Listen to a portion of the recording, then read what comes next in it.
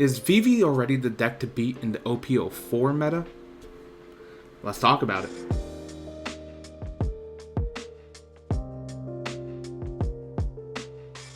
What's up, captains? Welcome back to the other decks. My name is Casual Dobo, and today we're going to be going over some crazy reveals and news that have been coming out from last week.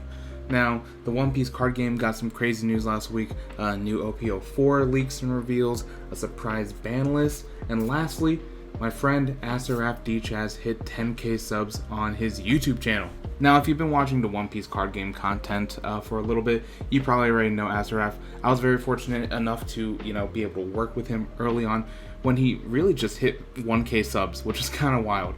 So to see him reach these heights in such a short period of time is absolutely astounding. And Asaraf, if you're watching this, congratulations, man. Really, really well deserved. I don't think there's a better person to be able to hit such an achievement in the trading card game space. 10k is awesome, and I look forward to seeing her climb up to 20k. And for those of you who haven't seen Asaraf's content, please do yourself a favor, go check out his channel. I'll link it up here. Hopefully I can do that. I've been in YouTube long enough, I should know how to do that. But if it's not there, check out the link in the description below. But without further ado, let's get into those reveals. Alright, so over the weekend, 3 leaders as well as 1 SR, a super rare, were revealed for OP04 the Kingdoms of Intrigue. This is a booster set that's going to be coming out in Japan sometime soon, I'm sure, because we're starting to get the leaks and reveals for it now. But honestly, it's super exciting, and there's some really awesome leaders that were revealed and some pretty crazy effects. And while I'm the most excited to talk about Vivi, I think we should actually talk about the others first. So first up is Crocodile. He's a purple yellow leader with 5,000 power, 4 life, and has a 7 warlords and baroque works typing. His ability is, on your opponent's turn, once per turn, when you return Dawn from your field to the Dawn deck through one of your effects, add 1 Dawn from your Dawn deck as active. So honestly, this is a pretty solid defensive ability that allows you to use counter events like Blast Breath, Hell's Judgment, and have a little bit of extra utility. I mean, essentially, Blast Breath is free because you play it for 1, return that Dawn over, and then with your leader ability, just bring the Dawn back as active. But it also synergizes with cards like Starter Uta, who can now rest a character for free on your opponent's side. Honestly, a little sad that he isn't a blue leader, but perhaps this opens us up to another blue leader. I know that we were sort of hoping that Nico Robin / Miss All Sunday would be a red blue to mix in some Straw Hat synergy, but perhaps this means we're either going to get a mono blue or even a blurple All Miss Sunday, or Miss All Sunday. Playing into sort of that villain aspect while also opening up opportunities to use the blue Baroque work cards that we got in OP01, and possibly some incoming Baroque work support that's probably coming in purple, if I had to guess. Next up is Rebecca, our first blue-black leader, 5,000 power, but has 5 life, which is a bit different than the other dual-color leaders that we're used to. However, the sort of drawback to this is that this leader cannot attack, so kind of balances out the extra life that it gains. And as far as your leader ability, activate main once per turn 1, so rest 1 into Dawn. If you have 6 or less cards in your hand, look at 2 from the top of your deck and reveal up to 1 Dressrosa type card and add to your hand, then trash the rest. Now, at first glance, this is a bit of an underwhelming leader, but mostly because we don't know the rest of the support that will come out in the set, right? However, if there is enough support for her and the Dressrosa archetype, then, this could be pretty solid, to be honest. And I mean, the ability is pretty nice. Essentially 1 Dawn to draw a card. Yes, please. Especially in a game that is kind of lacking in draw power in a lot of its archetypes. But trashing the other card means that you're slowly eating away at your deck, which, ultimately could lead to a game loss. Or will it? I think now's a good time to actually talk about the SR that was revealed, which actually synergizes with Rebecca pretty nicely. And that is Gear 4th Luffy.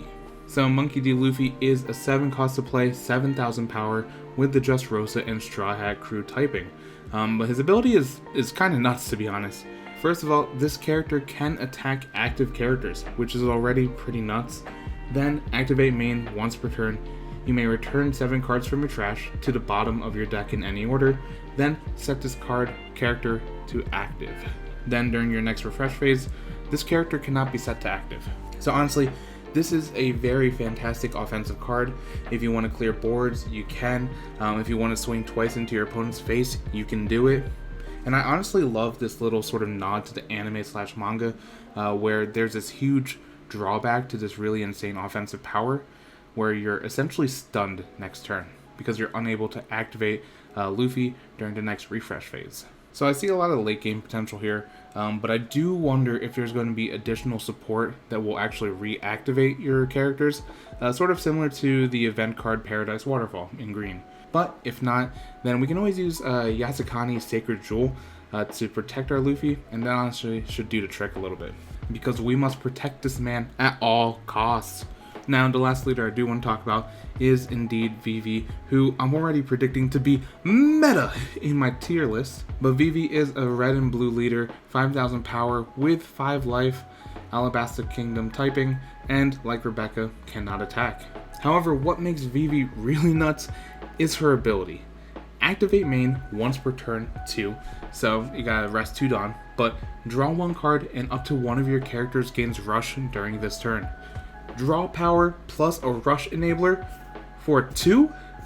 Yes, that is honestly kind of insane, because what Bandai, I can't even talk anymore.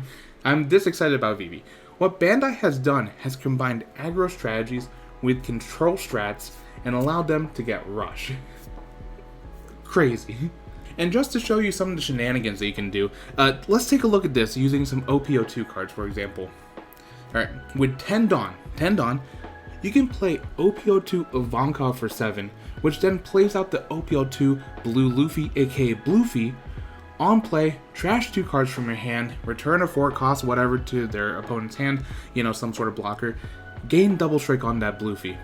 Then, with 2 more Dawn, activate Vivi, draw a card, give that Bluffy rush. And if you want to add even more insult to injury, because it is red-blue, with the remaining Dawn, Diable Jambe. So by turn 5, assuming you go second, you can hit them with an unblockable, rushing, double attacking Bluffy for 7k power. That's actually the definition of nuts. And listen, for every one of you who's like, oh, 10 Dawn, oh, this is a wombo combo, whatever. Listen, it doesn't even need to be that grandiose, right? Centaur tweets out a 6k Pacifista. Give that boy rush. Robin, not activating fast enough for you? Give her rush. 7 cost starter Dofi. Bounce a 7 cost or lower character to your opponent's hand, then attack with him in the same turn. Viva la Vivi! So, yeah. It's been a bit of a crazy week in One Piece, and I'm sure by the time I post this video, there will be even more craziness. So let me know what you think about the OP04 stuff in the comments below. If there's anything new, if there's anything you want me to talk about as it's getting revealed, let me know in the comments. Maybe I'll talk about them. Because so far, OP04 looks, at least sounds, pretty fun. I'm super excited about it. And if you like this video, please be sure to hit the like button and then subscribe to the channel, as we're going to be doing more One Piece card game content on this channel. We have some more Japanese meta news to cover with that ban list and everything, but also we're going to be continuing our OP02 coverage for the English meta with deck profiles like Kinemon, Ivankov, and Garp, and more.